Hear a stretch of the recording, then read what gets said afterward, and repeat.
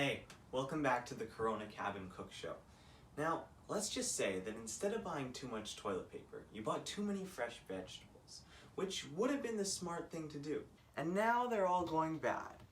So, what I'm going to do is a bit of a lacto-fermented kale, and I've got some seasonings here. Some chili flakes, pickling salt, and you could put some shallots or onions in here as well, but I just don't have that many. I also got the kale stems in here.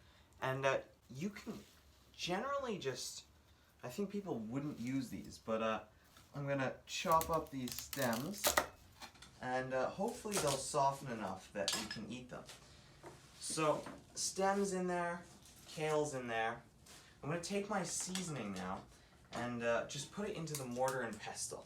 Seasoning goes in, and just roughly break that up, release some of the flavor.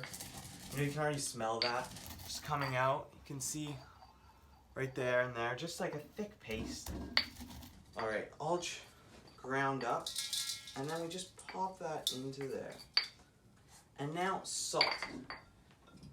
Use kosher salt. I only got pink salt, but it should work. Kosher salt has just got a wider flakes, so it will work better. And I don't really have a recipe, but generally it's 2 to 3% salt in like sauerkraut to the water that you have. So I'm just going to put a few tablespoons. That's probably enough. And then you want to wash your hands, and you just want to massage this in.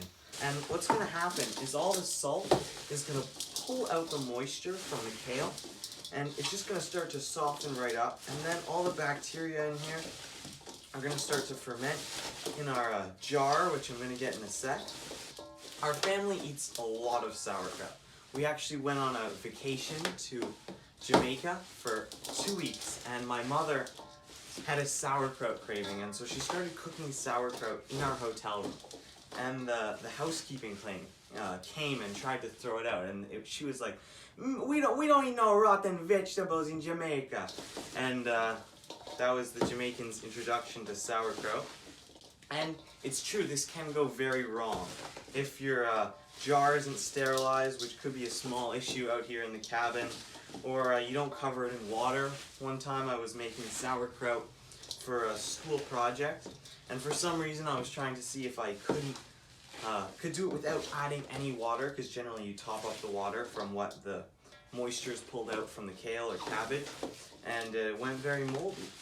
Okay, so it's been about 3 minutes, and you can really see the size of the kale in the bowl has shrunk, probably about by half, and you'll feel when it's starting to get limp like this. Crock right here. And the pieces I keep aside are going to be for dinner. But the rest you kind of just pick up, pop in your crock. It's a beautiful crock I got from an antique store. Push it down, push it down. It's going to pull out moisture, so over the next 24 hours you want to keep pushing it down, and if it isn't completely submerged, then you want to add a bit of water. Kale's been mixed, it's in the crock, you can see it's only about halfway full, maybe even a bit less. Then what we need to do is cover it with a cloth or cheesecloth just so that air can get in. You still want bacteria to be able to grow in here, good bacteria. And we're going to check it, like every few hours over the next 24 hours, because at the end of the 24-hour period we want it to be completely submerged in liquid. If it's not, we need to top it up a bit. Otherwise, if air is accessing the cabbage, it's going to go moldy. So we got this. We're going to tie a little piece of twine, and yeah, again, you could use cheesecloth, and you could do this in a little jar. It doesn't need to be in a big crock like this. I just had this available. Tie that off, pressing it down, trying to get all the moisture out, and then we got the leftover kale that we're going to roast over the fire for dinner. Alright, stay tuned.